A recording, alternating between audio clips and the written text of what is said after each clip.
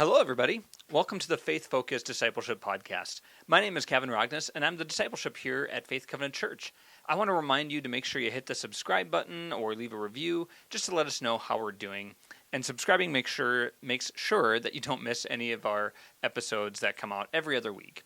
So right now we're heading into a season of Lent, and that's actually starting on Ash Wednesday, which is the day that this episode is released. And so today, to have a conversation about Lent and what all of that means, I'm joined with our Karen Connect pastor, Pastor Shar. Thanks for Kevin. joining us. You're welcome. It's good to be here. Yeah, it's been not too long since we've had you on the podcast. Right. We talked about your sabbatical last time. Yeah. Now I'm fully back. Yeah, her mind's back in the game, as long as it's 7 a.m. or later. Yes, please. We were just talking about how anything earlier than 7 is too early for anything except sleep. So, yeah. So anyway, we're talking about Lent today because it's that time of year, and it's actually kind of a later start. Usually Lent starts in like February-ish. Mm-hmm. That's a whole other story. We're not going to go into that. Right. But can you just give us a little bit of synopsis of what Lent is? Like, I don't remember seeing Lent in the Bible. So what is Lent? Is it from the Bible? Right. Lent is not in the Bible. It's in early church tradition. The early Christians use that. It's a season that precedes Easter. So we'll start with that. It's 6 weeks plus before Easter. And historically, in early Christian tradition, it was a time for people to prepare for baptism. Okay. So that's what it was used for, and then baptisms happened, and new life was celebrated. And those Easter. Baptisms were usually conducted on Easter Sunday. Yeah. And so Lent is the 40 days prior to Easter, excluding weekends. Right. It is more than 40 days. If you Yes. count starting this coming Wednesday to April 20th, you'll get a number greater than 40. Yeah. So exclude the weekends. Yeah. That's how we get the time frame of Lent. And different traditions will count things differently. Some regard Lent as ending on Maundy Thursday, the day before Good Friday. Some regard it as ending on Good Friday. So you'll see some variation if you start digging into it. So. Yeah. And Maundy Thursday, of course, is the day of the Last Supper, the day before the crucifixion. Yeah. Yeah. So it's lots of traditional church dates to kind of keep track of. And so Lent is not in the Bible. So do we have to practice Lent then if it's not in the Bible? No. There's no rule about. We all walk through the season that the Christian church calls Lent, whether or not not every Christian church acknowledges it. The church I grew up in the Lutheran church, and we had soup suppers and a church service every Wednesday night. So that was our Lent. It was an extra gathering of the church during that season. But not every church does that. Not every tradition or denomination acknowledges the season of Lent. Lent happens in the Christian church every year, whether or not it's acknowledged by churches or an individual. It's not a salvific thing. It's not essential, but it's helpful. Yeah. Yeah. And so another way of saying it might be that we don't have to, but we get to. Yeah, we get to. Yeah. So how are some of the ways that individual Christians or churches or denominations practice Lent? That varies really widely from not at all to weekly, midweek services to Sunday mornings looking different, to a lot of encouragement for congregants to fast from something or to read something or add something to their schedule or to their days. It varies greatly. Yeah. So I know, like, growing up, a lot of my classmates, particularly from Catholic traditions, would be giving up meat on certain days. I know a lot of churches emphasize, what are you giving up for Lent? Yeah. And so, some people, some of my peers, like in elementary school, would be like, I'm giving up pop for Lent, or I'm giving up candy. Yeah. What do you think about that as a practice of giving up something, of fasting from something? Yeah, well, that's biblical. Yeah, Fasting is definitely biblical, and if the fasting is done for a spiritual reason or a reason that honors God, that's fantastic. It doesn't matter what you don't have to give anything up, and it doesn't matter what you do, but the purpose of fasting or giving something up is that when you miss that thing that you've fasted from, you're to to turn to God in prayer and spend time with God and endure a little bit of suffering. Some people give up caffeine. Well, there's a bit of, if you are used to coffee every morning, there's some physical ramifications to giving up coffee for most, I would say, depending on how much coffee you drink in the morning. So there's a bit of suffering there. Now, giving up chocolate, there might be a craving for the taste of it, but it's not a physical suffering. But the idea then is that when you are missing that thing, that's a bit of suffering, and then you remember the suffering of Christ, and you submit your suffering to that, and you spend time in prayer. That's not how a lot of culture uses it. It's some people use the fasting as a chance to lose weight or something else, get rid of a habit that's not healthy for their personal physical benefit. And there's nothing wrong with that, but I wouldn't say that's Lenten fasting. Yeah. So Lenten fasting is more something that points us towards God. Yeah. And some of it, too, I think, can be creating space for God. So, you know, I may have a habit of being on social media too much, and so fasting from that, I mean, it may be a healthy way of breaking an unhealthy habit, right? But it can also, if I'm, you know, getting back a certain chunk of time in my day that would otherwise be spent doing that, then that's time that hopefully I can spend, you know, doing, you know, either time in prayer, time in scripture, or time serving people in some way. Yeah, because that's the flip side of fasting, where you give something up, or you release something, or say no to something. The opposite of that, which a lot of people do during Lent too, is adding something. Yeah. So adding a spiritual practice, adding more time in prayer, adding the reading of a devotional book every morning, adding a set quiet time or something, adding something to your day for 40 days that brings you, or 40 whatever days, that brings you closer to God and draws you in, Yeah. And so there's a lot, I mean, fasting is probably the Lenten practice that gets talked about the most. Yeah. Traditionally, other practices have included almsgiving or giving to the poor in some way, repentance, which is sometimes a part of fasting, a lot of things like that that are ways of practicing Lent. So there's a lot of ways to practice Lent. Yeah.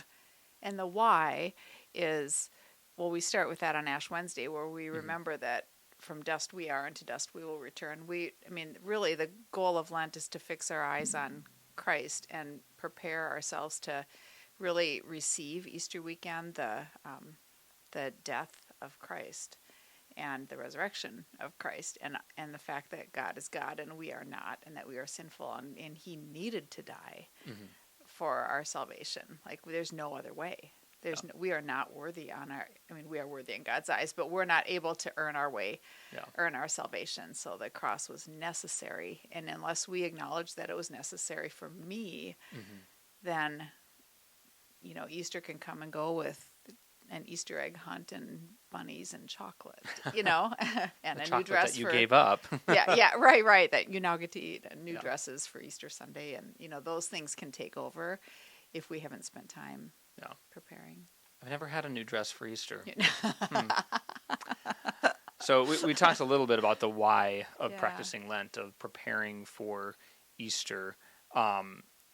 It sounds like it's maybe kind of a very somber and sober time. Can you go too far with it, of spending too much time thinking about sin? Is that a thing that's possible? I suppose it would be possible.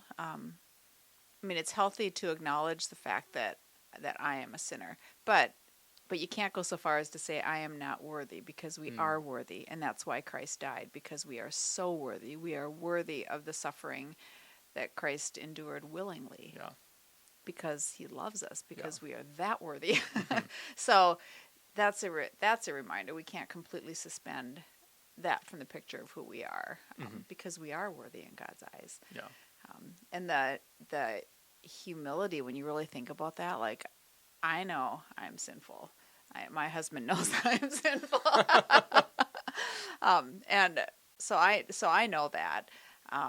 I just lost my train of thought. Being worthy in God's eyes. I know I'm worthy, and yet and yet Christ died for me. And Mm-hmm. that is a humbling thing, that even if it was just me, Jesus would have died. Even if it was just you, Jesus would have died. Mm-hmm. And that is sobering, Yeah. but it's also super encouraging Yeah. and just stabilizing. Yeah. Yeah.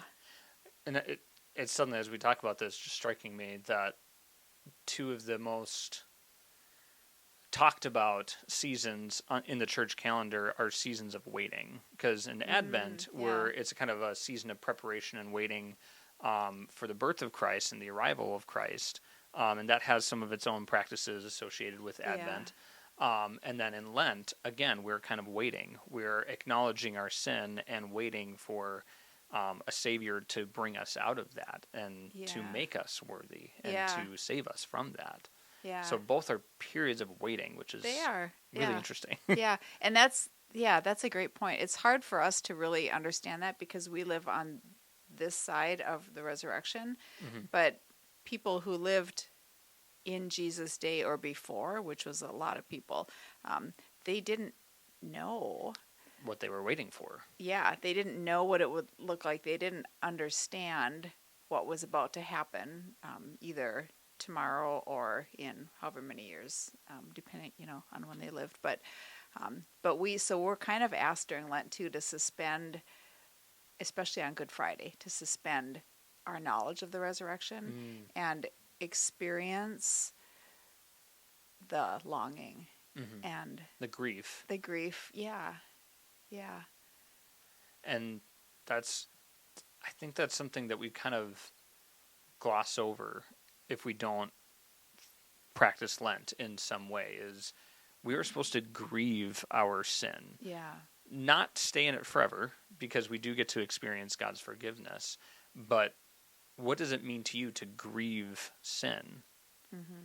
That's a big question for us to wrestle with. What does it mean to really sit with our sin and grieve it? Yeah. That's not something we're really trained well to do in the American church. Right, to acknowledge grief. I had a spiritual director a few years ago who I was sharing something that was difficult with her, and she said, "Let's close today a little differently. I want us to close. I just want you to just sit and grieve with God." And I thought, that sounds like a terrible idea. That sounds Nobody wants to grieve. Horrible. I didn't want to just sit and grieve before God, but it was profound. It was beautiful. God met me in a very tangible, very specific way in that moment, and I wouldn't have probably done that on my own. So Lent also offers an opportunity, as you were saying, to do that, to grieve. Because grieving is a thing that God does. Yeah. Like God grieves our sin. God Yeah. grieves the losses that we grieve. Yeah. He grieved the coming cross too. And I just realized we're saying the word grieve a lot, and I think we understand the word grief a lot. But how would you define grieving or grief? It's more than an acknowledgement of loss. It's a walking through loss, experiencing loss, allowing yourself to feel something that's uncomfortable. How would you? I like what you said about walking through it and acknowledging it, because one way of dealing with sorrow or loss, whether that's a job loss or loss of a loved one or loss of a dream, of a home, of a state of health, when you can deal with the pain of those losses or those sorrows by ignoring it, which is not healthy, because that pain will still be there. So I think grief is working through pain in an intentional way that acknowledges the pain, that sits with the pain, deals with the pain, and works through it. It's a proactive healing, I think, of acknowledging and really acknowledging what has been lost or damaged or changed. And acknowledging God's presence with us in the midst of grief. Yea, though I walk through the valley of the shadow of death, I do not have to be afraid, because you are with me. So God walks with us in our grief. So then kind of last two questions, they kind of go together, I guess, that I have, but what happens if you don't practice Lent? Like we've already said, it's not a salvational issue, so it's not like, oh, you're a bad Christian if you don't practice Lent on some level. But then that kind of leads to the deeper question: what is Easter? Yeah. The death and resurrection of Christ. If you don't practice Lent, what are you missing out on?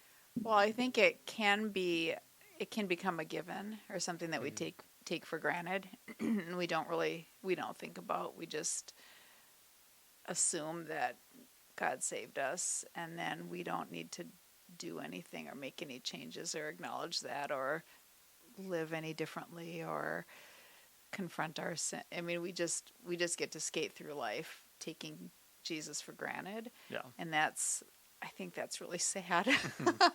And it cheapens the cross. Yeah.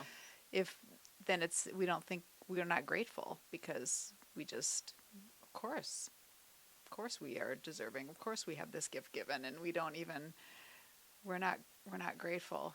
And then Easter can also just become the new dresses and the family gathering and the ham dinner and the Easter egg hunt and all of that. And those are fun things, like Santa. Those are ways to celebrate what Christ has done. Right. Just like Santa and presents and decorations are part of the Christmas season. Mm-hmm. But if that's all Christmas is, well, you've missed something. You've missed everything. Yeah, you've missed everything. I mean, you've gotten some fun cultural things that are fun, and especially for families and kids. So those things we're not saying those are bad or sacrilegious. They're just not the point. They're not the point. Yeah.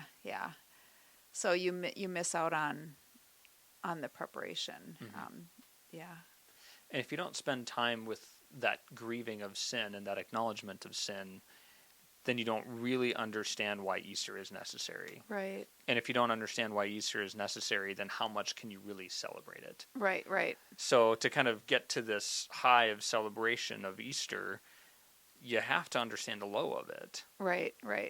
Yeah, that is something that it's a reality in our country that makes me sad that our churches are full on Easter Sunday, typically more full than Other a given days. Sunday. Yeah.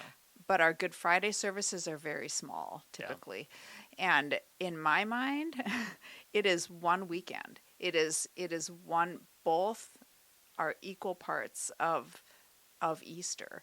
It's just like if you don't celebrate Lent, Easter is cheapened, Easter Sunday. Well, I would say if you don't celebrate Good Friday or acknowledge Good Friday, it's the same thing. Mm-hmm. Then you just come for the good news. You just come for the celebration, and you haven't sat in the grief. You haven't really realized the need for Easter Sunday if you haven't been here on Good Friday, which is a sobering, somber, difficult. It's not a fun service, but it's deeply meaningful, and it makes Sunday good news. The fact that there wouldn't be good news if they're on Sunday, Easter Sunday, if there wasn't Good Friday. I mean, right. Jesus didn't just raise from the dead; he died, and he suffered terribly. Mm-hmm. And if you don't acknowledge that, so I think Easter isn't just Easter Sunday; it's Easter weekend. It's Friday and Sunday both. I would love to see our churches with same numbers on Good Friday as we have on Easter Sunday. Mm-hmm. Yeah. And then the same numbers every other Sunday. Yeah. Well, and really, I mean, historically, traditionally, the church has done Holy Week, not just Good Friday and Easter. The whole week has been an important act of remembrance. Starting with Palm Sunday, celebrating Jesus coming into Jerusalem, being hailed as Messiah and King, and the abrupt transition then Monday, Thursday to Good Friday. Yeah. It's a whole thing. It's a whole week. Yeah. I agree. Yeah. That's our soapbox for today. Yeah. Any other thoughts about Lent and the importance of practicing Lent? I encourage you, if you've never done anything different, if you've never added or subtracted anything from your days during Lent, do it this year. And I promise that the Easter weekend, not Easter Sunday, Easter weekend will feel differently. We have, and we'll share these with you, we have some recommendations from the pastoral staff that we'll give to you of some books to read, some resources there that are good, devotional, thoughtful intentional books. And if you have questions about like looking for suggestions on what you might add or subtract, we'd love to chat with you about that. For the third year in a row now, I'm going to start my Lenten days with 20 minutes of centering prayer, which is just silence. And that's really, I look forward to that. I don't know why I don't do it every day, but I do it during Lent, and I look forward to it. It's become something that I kind of crave, because it's not my typical. It forces me to slow down. It forces me to be quiet, and it forces me to listen and hear. But we'd love to chat with you. You can reach out to Kevin or myself or Brad, and we would love to have a conversation with you about Lent. So our encouragement is just try something. You don't have to do it perfectly. Give something up. I don't care what it is. We don't care what it is, as long as it's meaningful and it points you to Jesus and frees up space. As you were talking, I was just in a recent year, I can't remember if it was last year or the year before, I gave up social media during Lent, and it was interesting because I realized how I just was dependent on it, not in a way of like making me feel good or like rushing endorphins or whatever, the brain chemistry that it does, those are real things, but just realizing how much time I spent on that. And I just kind of realized if I'm spending this much time on this, I can spend that much time on God. So Lent can be a way of helping you realize your dependencies that are not on God, and help you redirect and find more dependency on God. It can help you kind of realize the idols that you have, and that in a way is finding some of the sin you have. So sometimes these practices of fasting can help you identify those sins that you need to be grieving and then bringing to God, and making those changes. So yeah, fantastic. Lots of really great things that can happen with Lent. So all right. Well, if you like Shar said, if you have any questions, we'd love to walk with you through those questions. We're not going to walk through you. We don't know how to do that. And so, my email address is listed in the comments. You can feel free to reach out to me. And then you can also find emails for Pastor Shar or Pastor Brad on our website at faithcovenant.org. So if you have any questions, please, please, please let us know. So thank you very much for watching or for listening today. Welcome to this season of Lent. We hope that you find practices for Lent that help draw you closer to God during this season. Thank you so much for watching and listening. Have a wonderful and blessed day.